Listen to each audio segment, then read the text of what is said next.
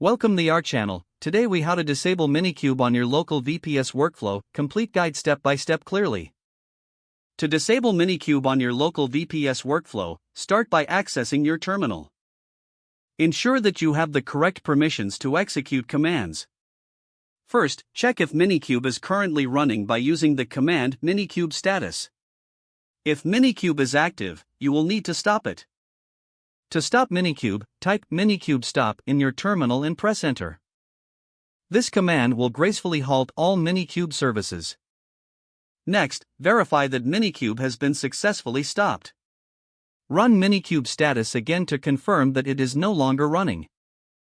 At this point, you may want to delete the Minikube cluster entirely to free up resources. To do this, enter the command Minikube delete and press enter. Once you execute this command, Minikube will remove the virtual machine and associated configurations. You can confirm the deletion by running Minikube status one more time. If you wish to disable Minikube from starting automatically, check your startup scripts. Edit any relevant scripts where Minikube might be initiated. This ensures that it doesn't consume resources when you reboot your local VPS.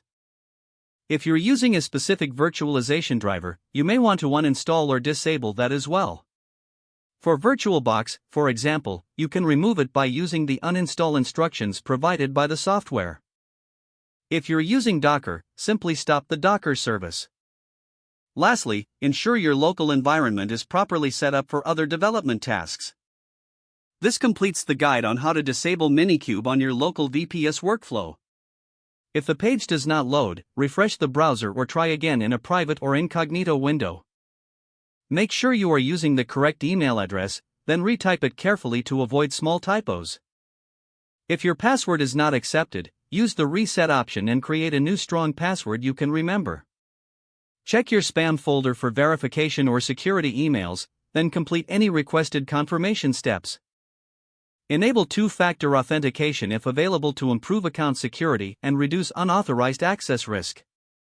After signing in, review your profile details so your contact information and settings are accurate and current.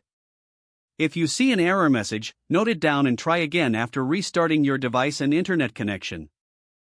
Log out when you finish, especially on shared devices, to keep your account and payment information secure. If the page does not load, refresh the browser or try again in a private or incognito window. Don't forget to like this video and subscribe to our channel for more step-by-step tech guides.